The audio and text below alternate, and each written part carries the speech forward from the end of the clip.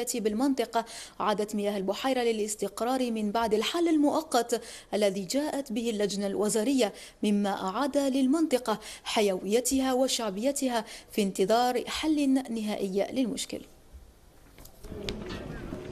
عين السخونة وجهة العديد من الزوار الباحثين عن السياحة الحموية الاستشفائية بفضل ما توفره من حمام طبيعي معدني وبحيرة مائية التي تعتبر المزار رقم 1 لكافة السواح.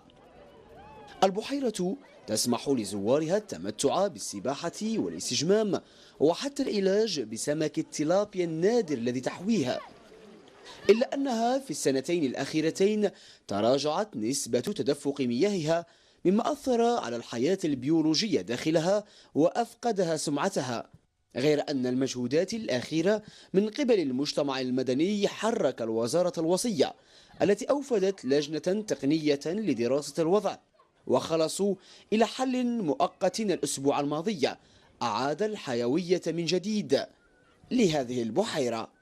بعد دق ناقوس الخطر من طرف الحركة الجمعوية والمواطنين وكذلك رجال الإعلام، كان السيد معالي وزير الموارد المائية والبيئة أوفد لجنة خاصة لزيارة ولاية سعدة، كان عندها اجتماع مع مواطني بلدية عين السخونة وكذلك بحضور مجموعة من الإدارات والحركة الجمعوية، حيث استمع لجميع الانشغالات من بينها تراجع منسوب مياه البحيرة، وهذا ما قد يؤدي إلى مشاكل بيئية وصحية مستقبلا، إضافة إلى مشكل غلق الآبار. كان حل مؤقت هو يعني من عن طريق سيدو توصيل أنبوب للعين، وهذا ما حدث، واليوم الحمد لله نشوف أن المياه عادت الحيوية والنشاط من جديد إلى بحيرة عين السخونة، حيث كانت الفرصة لدعوة العديد من الجمعيات البيئية الفاعلة لحضور الاحتفالية.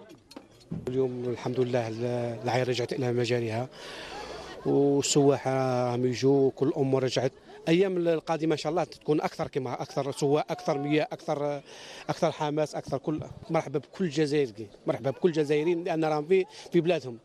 السكان استحسنوا الامر ودعوا السلطات الى الاسراع في ايجاد حلول نهائيه لتفادي خطر جفاف البحيره من جديد. رانا فرحانين باسترجاع هذه المياه الى عودتها الطبيعيه، وكان ولو ان حل مؤقت، يعني السلطات، نشكر السلطات اللي دارت محل مؤقت، لكن نطلب منهم يكون حل نهائي حتى ما تعاودش نفس الفتره هذه، وما يعاودش هذا الانقطاع اللي ربما السبب تاعو هو ضخ هذه المياه الى وجهات اخرى.